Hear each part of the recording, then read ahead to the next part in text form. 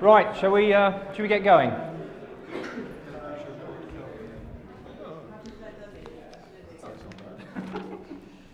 So we're here now to talk about how we better coordinate and collaborate internationally to raise the bar in cybersecurity capacity across the globe. Quite a challenging title, I think. And I like to think this is where the rubber is going to start hitting the road. I'm going to chair my colleagues quite firmly to really think in practical terms about what it is we need to do. And for those of you who don't know me, I guess I've been doing IT security for about the last 20 years. I notice there's a lot of grey hair at the front and a lot of grey hair in the room. In all the years I've been coming to these conferences where we've talked confidently about what we're doing and why we think that's important, we have singularly failed to move things forward. And we've got to ask ourselves why that's the case. And I encourage you to ask some challenging, robust questions. I think before I kick it off, given that I come from Verizon, I should mention that we publish a data breach report. And for those of you who are bristling a little bit, because I'm a commercial sector person and perhaps I'm trying to sell you something, I don't think I've ever knowingly sold anything at any of these events. But by the way, the data breach report is a public download. And it shows that we're a lot less prepared than conferences such as this might suggest. So the data breach report, by the way, is based on a clear framework. And that's a sort of simplification. Why simplification? Because all our experiences are the problem we're trying to solve is a lot more agricultural than some of the discussions that we've had so far this morning would have you believe. So the very simplification of the Carnegie Mellon cert. And it asks who's attacking, what 2 or 3 categories, what are they attacking, what 4 or 5 categories, how are they attacking it, what 5 or 6 categories, and what do they hope to gain from that. So, the first thing I'd tell you is that the importance of statistics is proven out here. We find that something like 90% of attacks are really quite simple. That's dreadful. The majority of attacks are found accidentally, actually. In fact, the majority of attacks are found by a third party. You don't even find them yourself when they go wrong. The majority of compromises, by the way, happen in just a few hours. So again, pretty simple stuff. So, and by the way, 75% of what goes on is financially motivated. And you might say, well, that might be your view, but because we published a framework and we said, you know what, let's simplify it. Let's have a common language and a common structure for what it is we're talking about here. We found that a lot of high-tech crime units, the US, high-tech crime unit UK, the Danish and the Dutch and others. So statistically, a very relevant body of data. I'd suggest you have a little look at it. It does show, it does start to shine a light on what's critical, what's being attacked. It shines a light on how important the statistics are. And it shines a light on how important confidence is. So today we've got 3 colleagues. First of all, Erin here on the left. He's the technology policy analyst for the OECD, and Erin's going to be sharing some views on just one of those points. The statistics, the data, how important. One of the questions already today has been, are they really important? And then Peter's going to follow, and Peter's got a background in critical infrastructure, managed the UK government's CERT, and established the UK warning, advice and reporting information sharing model. So another critical feature, anonymize, standard structure, standard language, share, and we start getting towards the commons approach that we heard just before this session. And then last but not least, Nino, Cybersecurity Officer of the Organization for Security and Cooperation, and one other dimension, has worked for Action Against Terrorism Unit. Now in each case, we had a little chat on Thursday and we said, look, we're all doing these specific things, but we all agree with the general themes. We're going to try and bring those general themes out for you and ask for some robust debate. So over to you, Erin. Thank you.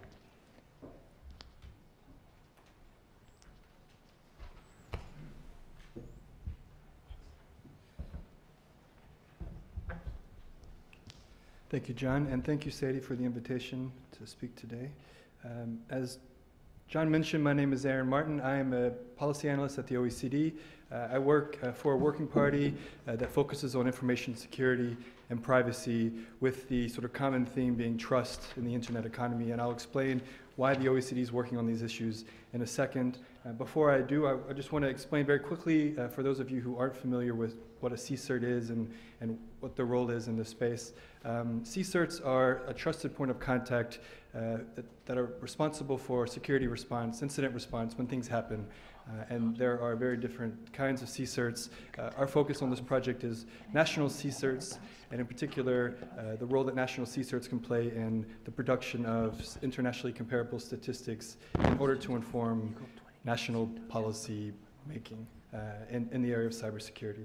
We've heard today that metrics are a common language for cybersecurity, and I think that's a very important point, which I will reiterate again today. I also think that metrics are one of these low-hanging fruit that Andrea mentioned this morning, something that with a little bit of effort and coordination we can make a lot of progress on, which is why we've undertaken this project.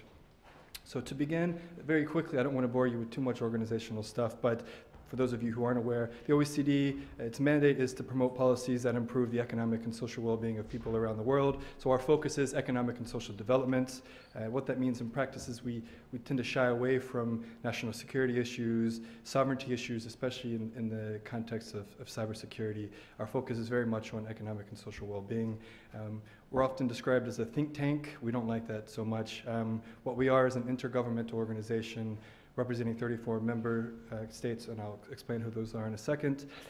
Our main job is to measure, compare, and analyze data in order to sort of inform policy making, and the process is consensus-based, so everything that we sort of publish, all of our recommendations have to be agreed on by 34 countries. Those countries include Australia, Austria, and so forth. UK and US, of course, are included, as are Japan and Korea, both of whom have been very supportive of this project. I want to say from the outset they've been supported both financially but also in terms of resources. My colleague, Terrence Park from KISA, the Korean Internet and Security Agency, has worked very closely with me on this project. Of interest is also that Russia is also in the process of trying to join, so the membership talks ongoing, and we're multi-stakeholder. And what that means is at our committee meetings, at our working party meetings, we have representatives from the business community, civil society, who is SUSO, who's in the room today, and the Internet Technical Advisory Committee, known as ITAC. We also have observers from India, South Africa, Egypt, Latvia, Singapore, the Council of Europe, and the Data Protection Commissioners. So, focusing a bit more specifically on the ICCP, the Committee for Information, Computer and Communications Policy, as I mentioned, our scope is the internet economy, and that means basically looking at ways to sort of promote the use of the internet for economic and social development. This project that I'm going to present on today is situated in sort of two working parties, my working party on information security and privacy, and the working party on information society indicators, sorry. Okay, so why does this matter? Well, I think, as I mentioned, trust is core to all of this. We've discussed the role of trust in cybersecurity repeatedly today, and our approach to this is if users don't trust the internet, that's bad for business, it's bad for social development. And so what we try to do is promote policies which promote trust, and trust in the infrastructure itself. As I mentioned, we don't focus on sovereignty issues like national security and so forth. So the overall objective of our approach to cybersecurity metrics is that we need to improve the evidence base in order to improve policymaking around cybersecurity and privacy. So last year we published a report which scoped all of the existing data and statistics on cybersecurity, privacy, and the protection of children online. You can find that report online. It's public. It's quite extensive, quite detailed. And one of the findings of this project was that CCERTs are in a very unique position to produce statistics that can be compared across countries to inform some of the decisions that are taking place at places like the OECD. And in particular, national CCERTs have a special role, I think a trusted role in this ecosystem. Many of these CCERTs, as I'll explain in a second, already publish statistics, but there are some problems with shared methodology, shared definitions of things that are important, shared taxonomies, and so forth. So the motivation behind this is if we can't measure the problem, then we can't really improve on it. Very famous quote. And so our objective in this larger project is measuring cybersecurity and trying to improve on the decisions being taken. Now, very important is that this CCERT indicators project is very, very specific. It's only one piece of the puzzle. There are many other pieces which I won't get in today, but we think there's a lot more work to be done around measuring these issues, which we'd love to pursue, but we have to take this sort of step by step. Right, so moving on. Again, this is going to get very specific very quickly, and I don't want to bore you with details, but as I mentioned, many CSIRTs, and in particular national CSIRTs, already produce statistics, but there are different sort of issues with how they collect data and how they report methodology. So in our study that I mentioned last year, we basically reviewed the annual reports of many different national CERTs. And we found that there's a lot of interesting statistics being reported, but it's very hard to compare what's being reported across countries. So for example, CSIRTs will also often publish information on the alerts and warnings that they've issued, the kinds of incidents they've handled, and the number of incidents, including things like malware, scans, probes, or attempted access to systems, denial of service attacks, unauthorized access, phishing, etc. But oftentimes there are other things included in these reports, and sometimes the statistics are aggregated to an extent that it's hard to know what's included or excluded in some of the statistics. So our objective is to sort of separate this out a bit and to work with CSIRTs to have them report specific statistics on very well-defined, very carefully sort of crafted indicators across some different issues, which I'll explain in a second. And the vision is to equip national CSIRTs with better tools and guidance on producing statistics, which can inform a lot of what policymakers are doing today. So just the summary of the project, the overall aim is to enhance the international comparability of these statistics. Very important, this speaks to the point that was raised this morning in the first session. We're not interested in collecting operational data. We don't want CERTs to send us the raw data that's being collected day to day. What we're interested in is improving or enhancing the statistics that are reported. The final deliverable, which we hope will be published sometime next year, will be a guide or a manual which aims to ensure the quality and international comparability of the statistics that CSIRTs are already publishing.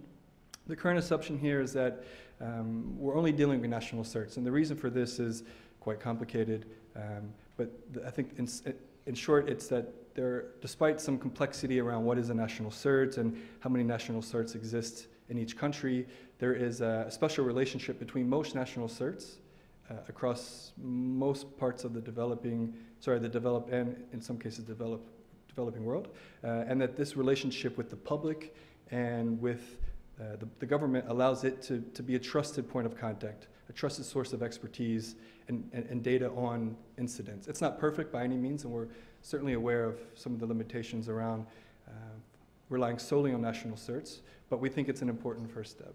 And I've said this, I think, earlier this morning. This is very much a partnership with the CSIRT community. So we have members of the Forum on Incident Response Security teams on board. We're working with many different national CERTs of different sizes and from different regions, including developing countries, in order to develop better metrics. And we're also working with APEC, who is a very close partner on this project. So some activities to date to give you an idea of the things that we're doing in order to improve the evidence base. We've interviewed at least 12 experts on a wide range of issues related to CSIRT statistics. We're still engaging with the community as we refine a draft set of indicators, which we'll be discussing next month at our working party meeting. We've presented to APEC-TEL, different FIRST conferences, the Metrics Special Interest Group, and we had a very important meeting in August of 2013 where we developed a rough set of indicators which we've since been working on to fine-tune. So to take a quick look at those indicators, this is where I want to spend most of my time today. There are two main categories of statistical indicators which we think would work in an international context. These are intentionally apolitical for, I think, obvious reasons. The first set has to do with capability. So it's looking at, for example, the national CSIRT's budget as a percentage of the overall government budget, personnel, thank you. So I'm not going to explain how all of these are defined and normalized. If you have any questions, please go ahead and ask in the Q&A. But we cover things like skill levels within CSIRTs, the degree of automation, because we think automation at a national CSIRT is actually very important for the day-to-day work. Cooperation, which I think is an interesting one for this panel. And we're measuring this in, I think, a pretty novel way. In terms of incidents, we're looking at spam, not so much the number of spam messages sent or received within a constituency, but looking at infrastructure abuse that allows spam to happen, phishing websites rather, availability in terms of denial of service and website defacement, data breaches, and two different kinds of malicious code indicators, one to do with malware hosts and one to do with websites that are used for things like drive-by downloads. So very finally, because I know my time is running out, the next steps on this project involve, as I mentioned, the meeting next month at the OECD, where our working party will discuss how best to strengthen the indicators that I just mentioned in order to increase their value to policymaking, because there's this ongoing tension between what CSIRTs can do, what data they have access to, and what they're able to do with that data, and what policymakers think they want. And so it's sort of constant dialectic between the CSIRT community and what policymakers believe they need. We also plan to disseminate these draft indicators along with the definitions, the counting rules, and all of the guidance about how to produce statistics based on them to experts that we've interviewed, as well as representatives from national CSIRTs. We're going to facilitate a meeting early next year where we hope to define and refine some of the measurement priorities, and we will we'll pilot these draft statistical indicators with a very small number of CSIRTs early next year in order to make sure that they're not sort of completely out of whack. I didn't mention the incidence indicators it's very complicated to normalize statistics on incidents for different reasons, including the fact that the networks that CSIRTs oversee are often of very different sizes, very different kinds of constituencies, very different kinds of activity on some of these networks. And so we have an idea of trying to normalize the statistics with different kinds of network-related data, for example, number of IP addresses allocated to a CSIRT's constituency, number of ASNs, number of IP addresses, and number of internet users. All of these are imperfect, so the point is to see which ones are perhaps least imperfect, and we will be reporting back to the community on what works, perhaps what doesn't work so well in the coming months. Thank you. Thank you, Aaron. So, very clear. What we thought we'd do is just leave a couple of minutes for if there are any specific questions, and then we'll drive a panel debate in just a minute. But really interesting, some of those key themes coming out there. First of all, how, structure, shared taxonomy, in what it is we measure. Secondly, who. I like the theme that you're looking to get trusted sources of contact so that we can broker that dialogue. And then lastly, the what. And I use the term agricultural since we started the day talking about tractors, but some basic data up there. So three things that I took out. Are there any specific questions for Aaron before we pass to Peter? Yes, sir. Please. I'll wait for Mike, perhaps. My voice is not very strong. No mic for me, or? I'll wait.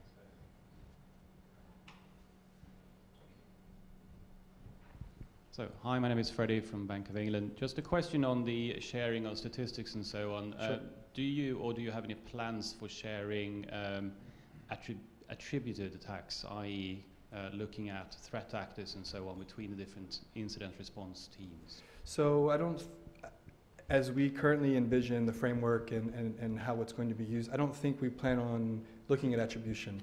It would be merely sort of counting incidents based on a common definition. I think the first challenge is overcoming this sort of definitional problem about what gets included and what not. That's why we focus on very specific incident types.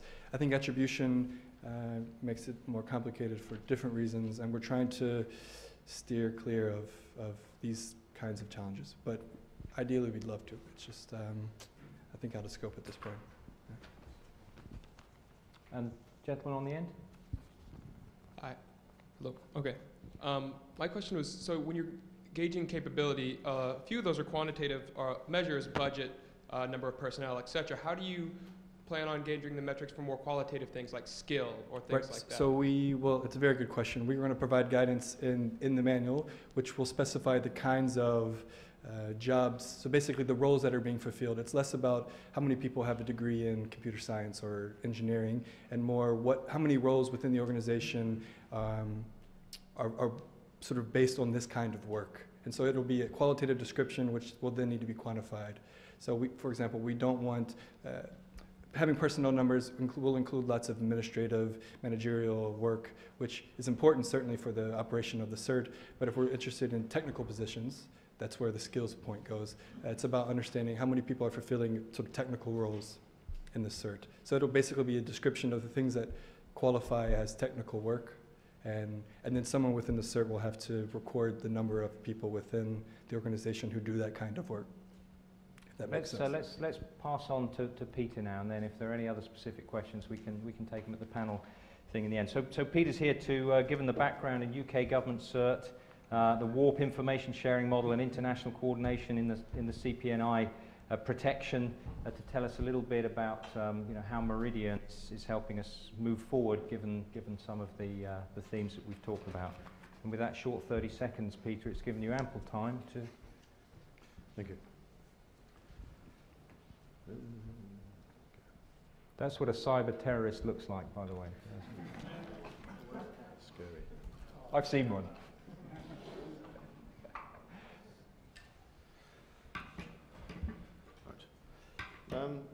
Well, first of all, I'd like to thank Sadie Creese and Professor Michael Goldsmith for inviting me here today, and for Lucy for brilliant organisation.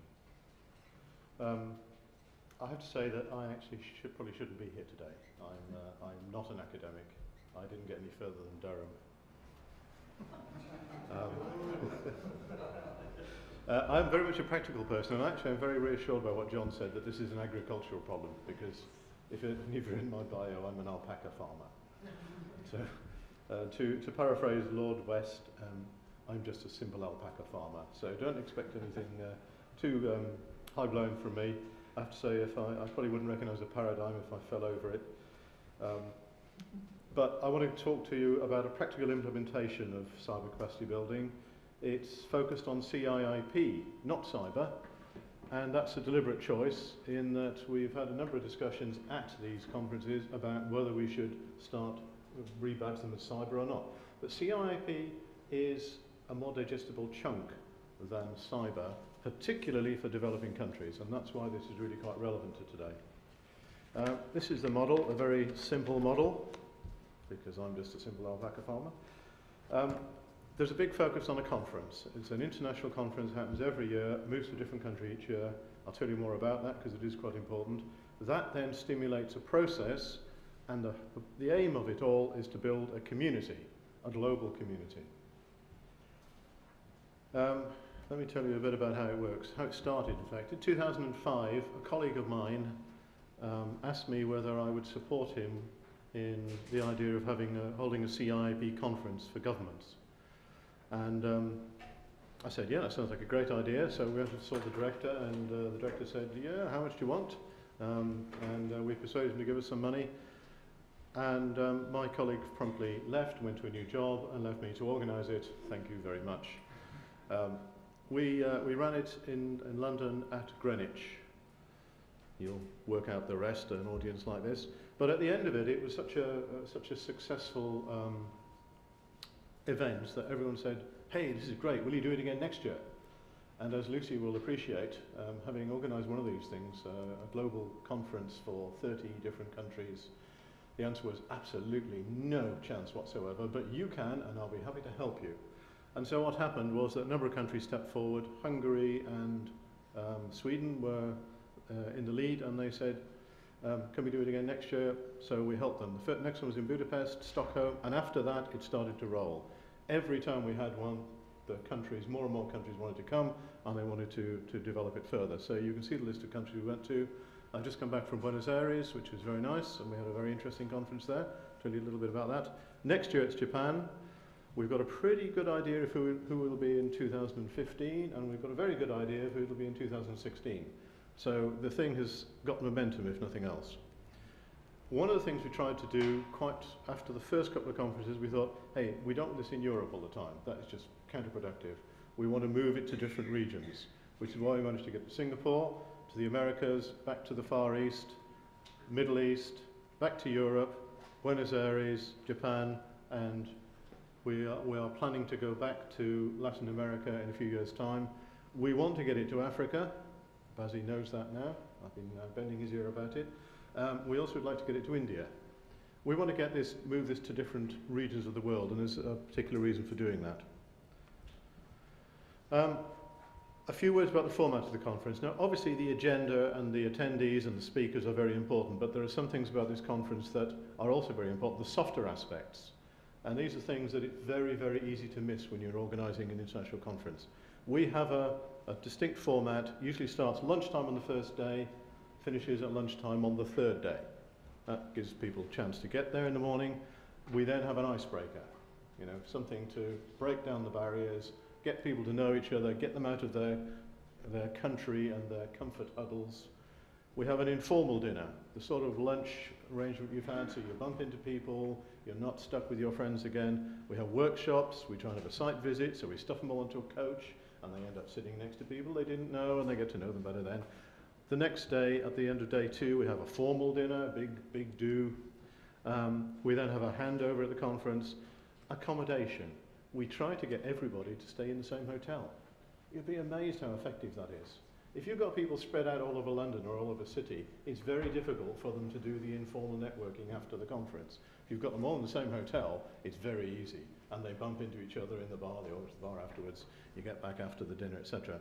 The idea is to maximise networking, because what we're trying to do here is build a community. Now, this is the bit that's a bit controversial here. It's government only. Somebody said, oh, I'm going to find out about this secret conference that you hold. It isn't meant to be a secret conference, honestly. It is a government-only conference. It's not secret, but it is just for government people, and there's a very good reason for that, because with all due respect to some of the people in the room, what we really don't want there are vendors. We want government people to be able to talk to government people without somebody else trying to pick up a contract on their shoulder and take them out to dinner and be nice to them and smooch them and all that sort of stuff. Now, I know most of the people here wouldn't dream of stooping to that sort of level, but it's very different to have a government-only environment. Now, I'll talk a little bit more about that later. We do have some CIP industry speakers there, but we invite them in and then we throw them out. We invite them in for the first morning, they do a couple of sessions, and then we say, right, you're off, sorry, you can't come back. Yeah, well, lots of issues there. We also had some selected international organizations. When we were in Buenos Aires, we had the OAS, Organization of American States, and we had ANISA there, and we've had a number of organizations involved as well as that. There's a public website. It's just about to be revamped. That's the address of it. There are a number of resources there, permanent website. It's about to be upgraded in December, and there is a temporary conference site for each year. But most of the public website, there's not a lot of information on the public website, and then there's a big closed area. And the closed area is the sort of the club bit, the community bit. Conference proceedings, all the presentations and stuff, quite a useful resource. There's a charter for Meridian, newsletters, various repositories of different types of information, and we're just about to develop a Spanish language area as a result of the Buenos Aires conference. And big development, the online directory. Some of you may have stumbled across the International CIP Directory. It started, again, around about the same sort of time. It's been published by NICE and CPNI, uses a thing called the Traffic Light Protocol, and there are, I think, about 30 countries in there at the moment. There should be a lot more, and one of the reasons is that it's been done manually and it's been sent out through the post to people. Crazy idea, but we finally got it upgraded, and it's going online now, and hopefully sometime in December we will have this thing online, which will make it very easy for the countries to get in there, update their entries. We want every country who's ever come to a Meridian conference, which is probably about 60 to 75, we're not quite certain yet, to actually be in there. And that provides points of contact in all of those 16 categories that you can see there. Potentially very useful. It's been used in exercises, organisations like ANISA, IWWN. So what? Right, great conference, jollies around the world. That's what you're thinking, that's what my boss kept thinking. I think now that we've had the London conference series, I think this slots in just below that. It's a practical working level. We are attracting government policy makers, not ministers, not ministers' aides, not undersecretaries, but people working at the CIP policy level, the sort of people who actually have to do the day-to-day work. The The directory has got points of contact for government certs and for the other people within all of those countries, including the certs and including policy people, law enforcement, the publicity people, all sorts of people like that, the legal people, so that governments can get in touch with each other when they need to. You'd be surprised how difficult that is. And we're now developing this Spanish network resource as well. I'm rushing through this because I'm getting horrible looks there. There are a number of initiatives. I won't bore you with this, but this presentation will be online. I hope. I presume it'll be made available later. Challenges. There are a lot of challenges with Meridian. One of them is pretty fundamental. There's no money. This conference is hosted by a new country each year, and they pay for the entire conference. They don't charge a fee. They don't have commercial sponsorship. They just pay for the conference themselves. Delegates pay their own way, or sometimes they're subsidized by the host country. But the fact that there's no industry involvement makes it damn difficult to keep this thing going. Very difficult. And actually, the fact that it does keep going means that there are countries do see something in a benefit in hosting this. And there is a structure of other countries still involved in it. Resourcing it. The website, the infrastructure, and the secretariat are paid for by some of the countries who've hosted in the past. The secretariat is currently being paid for by the FCO out of the Cybersecurity Development Fund, which I'm very grateful for. But it is a fundamental problem that there is no secretariat as there is in most international organizations. We have to find a way of funding that. Planning for the Next But One conference is always difficult. Next year, we've always got set up. We always know who's going to do it next year.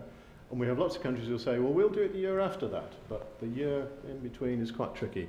And we've just had one country come through and offer to do that, and there's another one thinking of bidding as well. In-year activities, we are trying to develop the in-year activities to keep things going between the conferences, obviously, very important. Maintaining enthusiasm and commitment. Without a secretariat, it was almost impossible. With a secretariat, we've got a fighting chance of doing that. Continuity of membership is tricky. You know what happens in government, everyone moves on every 2 or 3 years. Very difficult. And face-to-face meetings with a global network like this, of course, are really difficult as well. And unfortunately, would you believe it, most governments are not allowed to use Skype. Microsoft, would you kindly fix that, please? I'm not saying it's your fault, but I'm sure you can find a way of fixing it, like secure Blackberries, you know, something like that. Growth. Every year, the country that's hosted becomes part of the steering committee. So that is growing and growing. It's manageable at the moment, it's a nice size, it works well, but in future it's going to get too big. And the strategy, regional rotation, I mentioned that. Strategic but pragmatic host choices. We would love to say that the next but one country to host was going to be India or somewhere in Africa, but they've never attended a Meridian conference.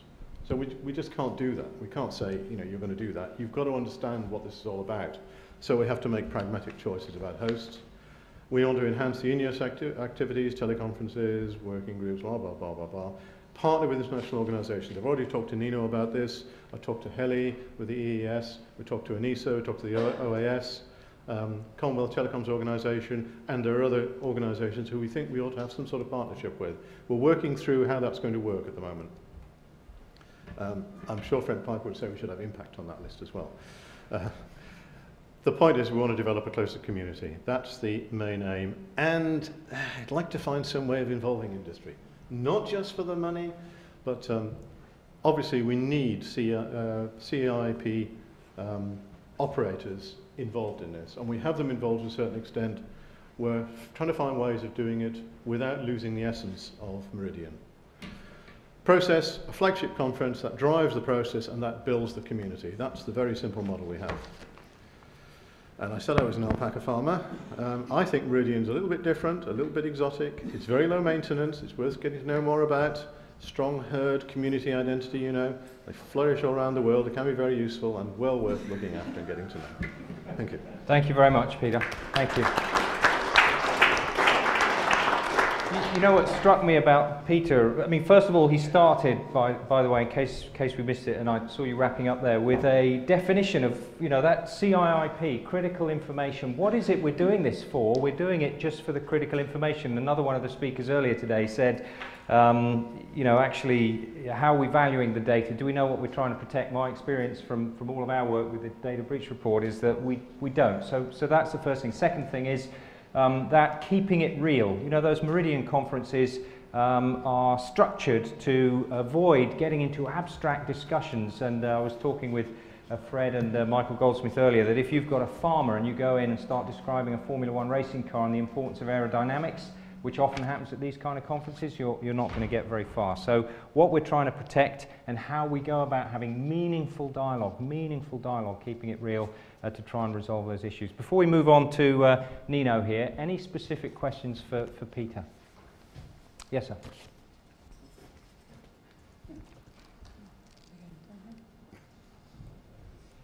Ready for the microphone?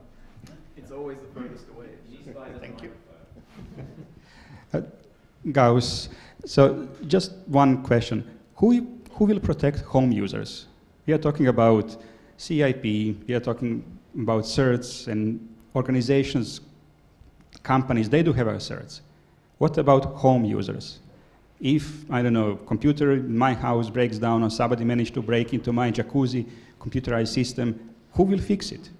Who will clean the viruses in that stuff? Thank you.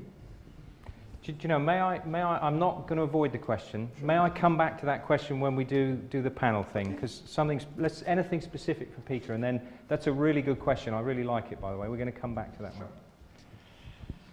Thank you, John. Sadie, you had a question. You sure? Okay, good. Nino, let's see if you can beat the other two contestants on the panel and keep to your 10 minutes as I hit the clock, and then we can have a good debate. I'll do it now in principle, so. All right.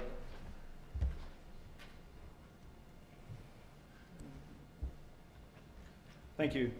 John, thank you for inviting me over here. It's a great pleasure for me to be in Oxford today, surrounded by so much expertise and familiar faces. And admittedly, I start all my presentations with these words, but rarely do I mean them as sincerely as I do over here. Those who know me know that I have a very soft spot for the UK and universities. I did my undergrad in Cardiff, my postgrad in St Andrews, and I'm not going to lie, I loved every second of this. I want to briefly talk to you today about the work the OSCE has done related to developing cyber ICT security-related confidence building measures. And I will be brief because I think the most important time we get to spend together is the one in the corridors and in here when we do our discussions. Over the past 8 days, I have spoken in 4 different venues, and frankly, I have enjoyed each of these occasions tremendously because for the first time in about 2 years or a year and a half, I actually had some good news to share. Earlier this month, on the 14th of November 2013, experts in the informal working group established by Permanent Council Decision 1039, i.e. the OSCE body tasked with developing cyber ICT security-related confidence building measures, reached agreement on the text of such an initial set, and it is now expected to be adopted by the OSCE Permanent Council shortly. The word historic in general gets thrown around quite a lot, but adoption of these CBMs will represent a truly historic moment. They will be the first ever multilaterally agreed confidence building measures in the thematic area. And I see a number of faces in the room that participated in IWG meetings, and I'm sure that they will confirm that these were at times very difficult negotiations.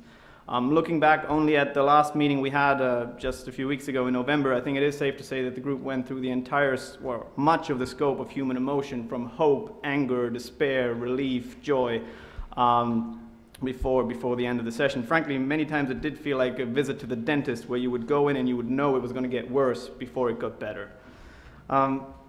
Before I go into more detail about the CBMs in question, let me provide a very brief background for those in the room who may not have intimately followed our efforts at the OSCE. This started back in 2011, initiated by the then Lithuanian OSCE chairmanship in office, who organized a large-scale event for the participating states to basically decide what they want to use the organization for in the thematic area. And to a large extent, influenced by the 2010 UN GGE report, the focus on CBMs was one of the major outcomes of this conference. Fast forward to April 2012, now under the Irish OSCE chairmanship in office, and on April 26, 2012, the OSCE Permanent Council Decision 1039 created an informal working group and tasked it with the development of confidence-building measures to reduce the risks of conflict stemming from the use of information and communication technologies. I also want to be very clear, this group is informal in name only. The expertise is provided, it's actually quite a formal gathering. The expertise is provided by capital experts that fly to Vienna for those negotiations, and the reason it's called informal has more to do with how it structurally is placed within the OSCE framework. Chaired by the United States of America, negotiations continued among the participating states in the IWG throughout 2012, with the aim of adopting an initial set of CBMs already at the 2012 Ministerial Council, which took place in December last year in Dublin. And even though they were close, consensus unfortunately did not reward all the good work that participating states and their capital experts put into negotiations, and they therefore continued in 2013.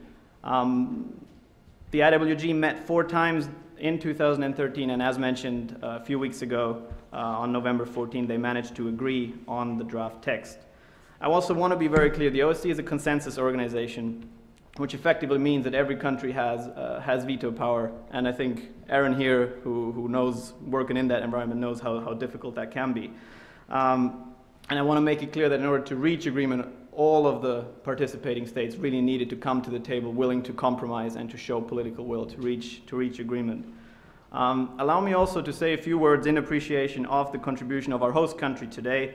The UK, throughout the entire negotiation process, remained one of the most engaged and constructive participants, submitting several excellent proposals while also keeping a watchful eye on the language and grammar that we use. I would like to specifically mention Nick Haycock, Olivia Preston, and Andrew Cronin, who participated in our IWG meeting, and thank them for their excellent work. As for the CBMs themselves, most of you in the room will be familiar, but very briefly for those who have not followed our process, this initial set of CBMs focuses on a list of transparency measures which will allow for exchanges of information and communication on several levels. Most importantly, however, this initial set is an expression of goodwill among states, of much needed goodwill among states, and they should be understood as such. Of course, the initial list of CBMs is intended to be updated in the future, and as such, it is also expected to become progressively more ambitious in the future. And another point really worth mentioning is that from the outset, it was intended that these CBMs wouldn't just live and die at the OSCE, but that they would feed into related processes that are occurring elsewhere. And in this regard, particularly the ASEAN Regional Forum or the UN immediately come to mind. It is, of course, in the nature of confidence-building measures that by agreeing to them, no state wins at the cost of another. Otherwise, they really wouldn't be very good at building confidence. And certainly, in my personal opinion, all states will benefit from this initial set. So what happens next? Well, pursuant to adoption, which, barring any unforeseen catastrophic developments, should occur very shortly, the work at the OSCE on CBMs will continue with the now twin focus of implementing agreed CBMs while also exploring how to potentially update and expand the list further. And as such, I think we are looking at exciting times on our end, and I do look forward to working with all of you in the weeks, months, and years to come. Thank you. And I did need it. 3 minutes 30 to go. Good man. So just to sum up my understanding, there might be a little bit of editorial, so forgive me if that's the case. But we heard from Erin how we believe it's important to have a common structure, clear taxonomy, a statistical platform, and named contacts so that we can connect. And then Peter was talking about a way in which we can organize ourselves and reach out and have meaningful discussion in the right forum. And align ourselves, because earlier today we heard that, do we have standards? Yes, there's hundreds of standards. Do we have professional bodies? Yeah, there's dozens of them.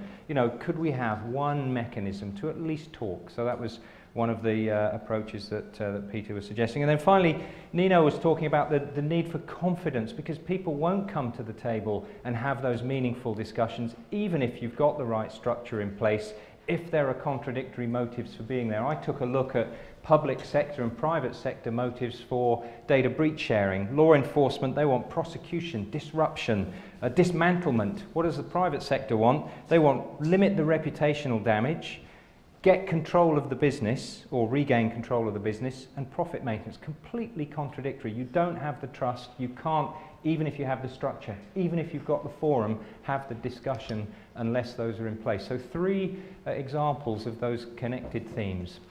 So perhaps with that little summing up, I'll open it up to the floor, and there was a very keen hand went up at the back. Let's start there. And I haven't forgotten your question, Gauss. My name is McClure, and I represent currently the European External Action Service. First of all, congratulations, Nino. It was a major breakthrough, and hopefully we can now take this global in ARF and some other places. So this was really an achievement. The second comment I wanted to do was to say that a network like Meridian is a very, very important initiative because at least 5 reasons. It links the right people in the governments to cyber. You might think that cyber is in the corner of IT industry or technology ministry or telecom ministry, but very often this is somewhere between the Ministry of Interior and Ministry of Communications. And not too many people, especially in developing countries, actually understand what should be done. It has to be linked to public policy, which is a very, very important mission that Meridian tries to do. It is important for many reasons, and I'm going to speak later on this afternoon.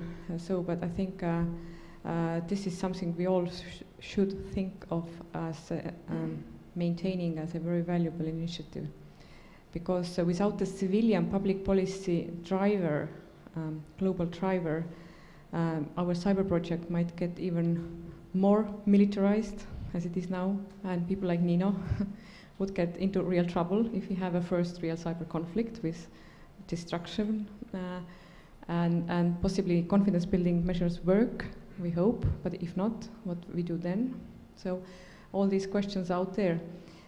How we minimize the systemic risk, and that's why the civilian public policy approach that Meridian is promoting is very, very important. So, thank you.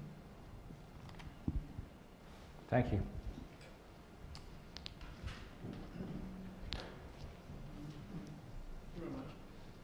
Peter Trimbin at University of London. I have a question for Dr. Martin. I'm very intrigued with the research, but could you just explain how it's underpinned and linked to the literature, and how the outcome of such a study will reinforce our understanding of the link between theory and practice?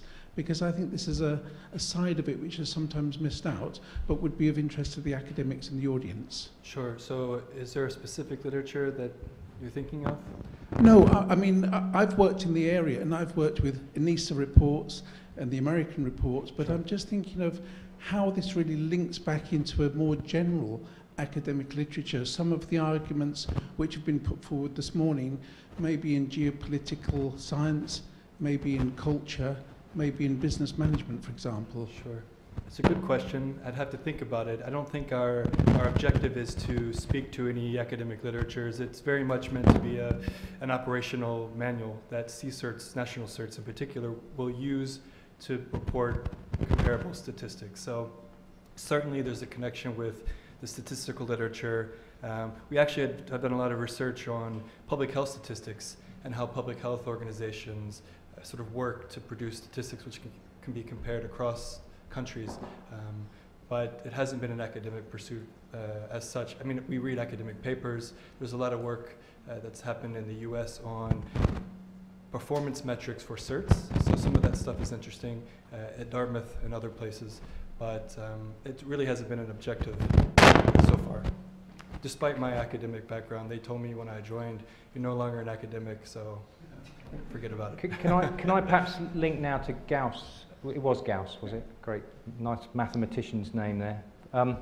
Gauss's question. So for those that didn't hear, Gauss has a digitally triggered jacuzzi. And so his concern is that if hackers were to get in and tinker with his jacuzzi, he could get a sudden blast of cold water which would seriously undermine his day, right? Is that about, that's the synopsis. So you know, we've got to ask ourselves, practically speaking, and if I give you just, you know, what's this data breach report that I talked about, you know, if you look at who's attacking you, what they're attacking, why they're attacking, and how, you get a little grid. There's about 300 things that can go wrong. And I can tell you, and again, I'm not going to bore you with the statistical volume and relevance of this data, take a look online.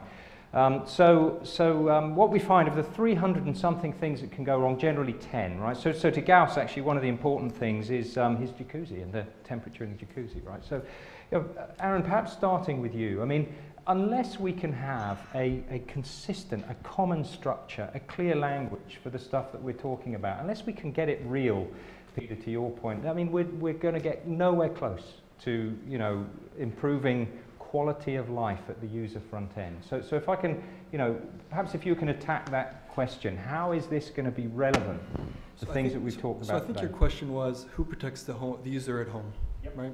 And I think my response would be, you're not going to like it. There's shared responsibility. So I think the user, him or herself, will be responsible to an extent for information security practices. The manufacturers of the devices will share some of the responsibility as well, depending on the application and so forth. So I don't think there's any one particular organization or stakeholder who accepts all the responsibility. It's distributed. And I think what's important is knowing who is responsible for what. I know that's not a satisfactory answer, but I think that's, in terms of policy, as far as we can go without perhaps crossing into territory that becomes quite complicated. So I'm thinking about this in terms of the OECD security guidelines, which presents a framework for managing security risks. And these are basically risk management principles that are focused on security and managing sort of digital security risks. And one of those principles has to do with responsibility and how participants have to sort of understand their responsibilities and what that means in terms of their roles within this sort of environment. So in short, it's shared, it depends, but the user assumes some of it, right? It's a fact of life that we take risks in every interaction or activity that we engage in.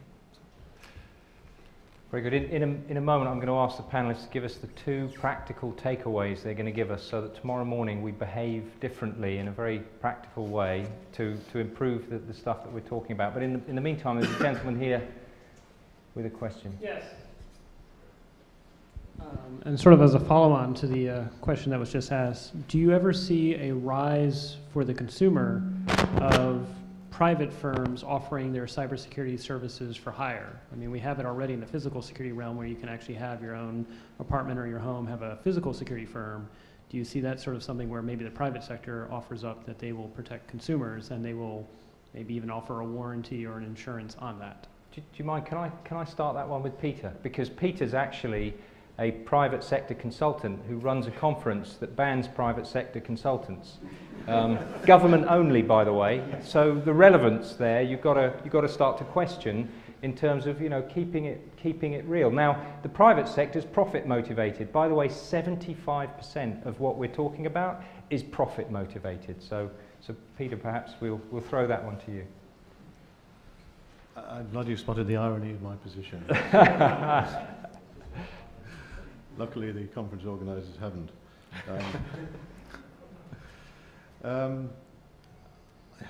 My first reaction is I thought we already did that.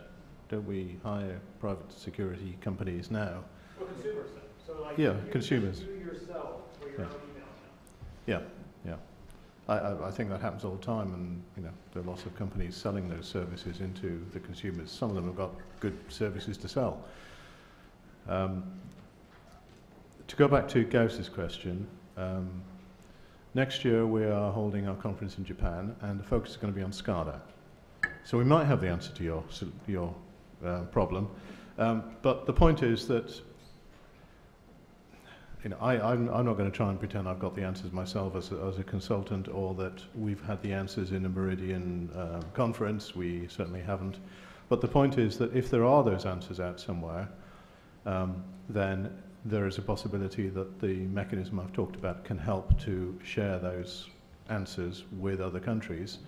But more to the point, if that is a really important issue, and that's coming up from various countries, it can help to raise awareness of that issue in other countries, so that countries which are a little behind the curve, shall we say, in some respects, may not have even thought about that issue. And so raising awareness both with the delegates, but more importantly, the delegates can go back and say, do you realize what our neighbors and our competitors are doing or not doing? That means, you know, that means that we can raise the bar that way by introducing sort of an element of competition, if you like, and comparison. But no, I don't have any answers for you on that. I'm just as vulnerable. My jacuzzi is just as vulnerable as yours is. Erin, anything to add? Nino? Nino? No, not to that, sorry. My focus really has been on state-on-state interaction, avoiding the escalation of a cyber ICT attack into potentially a real-world kinetic counterattack. So it's avoidance of war, so to speak. So I really would like to stay out of this particular discussion. Sure. So I mean, I had to David's question. I think I'm generally intrigued by the market for privacy-enhancing technologies or security-enhancing technologies at the consumer level. I think recent events have perhaps triggered more actors to enter the space, and that's all very exciting. I think more generally interested in the emergence of cyber insurance. I think there's someone from the financial sector who pointed this out earlier. I met someone from Swiss Re earlier this year, and there seems to be sort of increased activity in insurance for sort of cybersecurity, which I think is an interesting development. I'm not sure how it unfolds or what the outcomes are, but I think it's an important sort of signal that things are happening. Any more questions? Let's ask the panel for their two key takeaways. What are the two things that we're going to do differently tomorrow to help us really attack? Buy a Mac. Buy a Mac, yes. Nino, let's put you on the spot. Let's start over on there. Yeah. Basically, one takeaway that I took away from me in having participated. Well, I've been with the OSCE for 10 years, and for the past 2 years, really the focus has been on this country-to-country negotiation on confidence-building measures. And something that technically should be very easy for states to agree on, something that would be, if you look at it objectively, in the interest of all the states. Yet still, the negotiations proved exceedingly difficult and took almost 2 years. And one thing that I think is extremely important, no matter on what we negotiate, whether it's in the private sector, the public sector, trust really is key, and the personal interactions, the personal networks, the personal networking that you can do in order to foster and help build that trust for whatever it is that you're doing. There's nothing that can replace personal interaction. And I think this is something that, again, is clear to everybody, but we don't always put enough emphasis on just how important this is on all levels. I'd leave it at that. Peter? I would certainly echo the importance of personal interaction, and I've met some contacts here who I think will be useful, and I hope everyone else has. And it's I think one of the dilemmas of the cyber age is that personal face-to-face contact is still so damned important, and on a global level it is such a really difficult thing to do.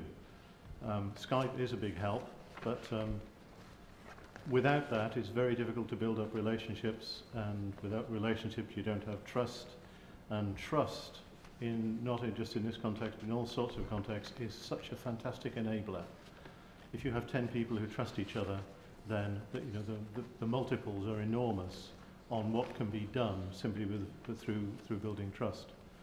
On a slightly more practical level, one thing that I am taking away from this is that Meridian perhaps ought to have an academic strand to it, and how we can actually work that into the format is something I'll be working on in the next few months, but it seems to me that there is a lot that the academic world can input into the government world of Meridian, not necessarily by having academics in the government Meridian conference, but maybe an academic Meridian strand. If there would be interest in that, that could bring together academics from around the world in the same way that Meridian's brought government policymakers together. need a lot of managing, a lot of handling, but it seems to me that it's something that's worth exploring at least. Perhaps before I come to you, Erin, I'll just come to your question in a second. Is Professor Bassi van Solm still in the room? Yeah.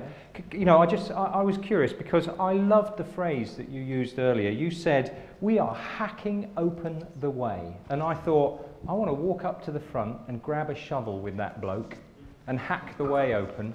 And you know, I've been to a lot of these conferences. Someone said you could have gone to 30 over the last 6 months. And we talk about our very esoteric, you know, silo, and we're here to collaborate. That was the theme. Why did people today come to this conference? Because they thought perhaps this is the one that we're going to open the kimono and we're going to talk about. I'm going to stop doing it my way. I'm going to learn from you. I'm going to do it your way.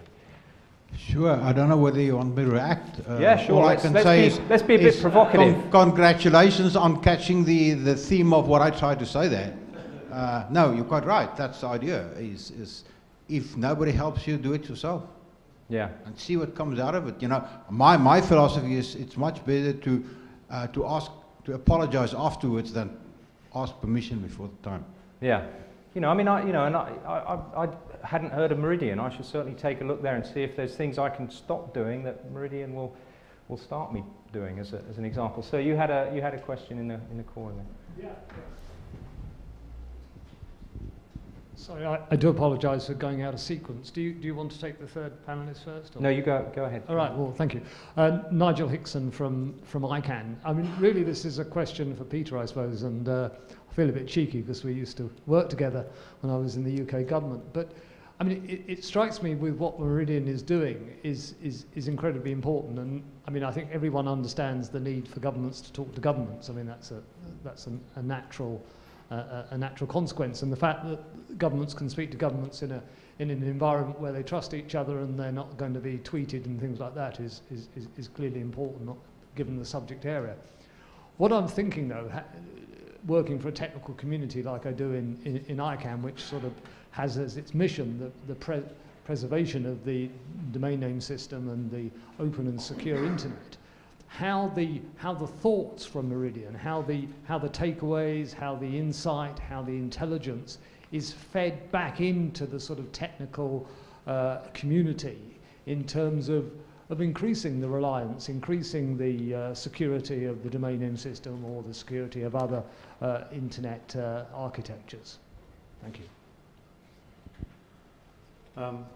Thanks, Nigel. The fact is we have government policymakers there, and a lot of them wouldn't even understand the issues that you're talking about at that sort of level. So we don't tend to get into detailed technical discussions. But the principles, the importance of the issues is something that would be raised in the conferences. And I mean, ICANN is obviously another international organisation which we ought to be talking to see how it can work in, but it's difficult. I mean, we might have an industry day at the next conference, perhaps. We might have an international organisation day. We might involve some international organisations in it. So long as we can preserve the essence, the unique essence of Meridian, then I think there are all sorts of things we can do. I'd be happy to talk about how we can do that. But I certainly don't have a straight answer for you as to, you know, yes, we've done it. We ain't. Just a couple of minutes. I wanted to get Erin to wrap up. I mean, to me, Erin's theme was one of the most powerful that we've had today, about if we had a shared taxonomy, if we had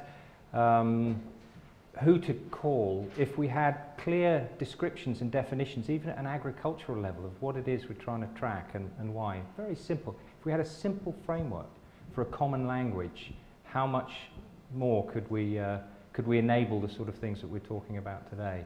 But I thought there might be a little bit more debate about that from the floor. But Erin, how are you finding ploughing your lonely furrow there? I'm thinking about things that were said this morning, and for me, this is a very exciting time. I think there's a lot happening in this space. Cybersecurity is certainly a hot topic. And working for the OECD, I work for government policymakers. Our focus is on the economy and society. And I think this is, it would be very interesting if we as a community of researchers, of IGOs, sort of academics, industry people and so forth, if we work together to understand the economic implications of the things that are happening now. I think the most compelling story for the future of cybersecurity is what it means for the economy and how we can achieve cybersecurity in a way which ensures that the internet economy stays strong, that people trust the platforms. And I think this is, the evidence for this case is missing. I think we take it for granted. And I think if we put our heads together, we can actually tell a very compelling story about the economic and social implications of doing cybersecurity the right way and potentially the wrong way. So that's where I leave it. It's very high level, but I think it's a very important theme. Very good. Any last questions on that? Very good. Well, thanks to the panelists. Thank you. Erin, Peter, Nino, thank you very much.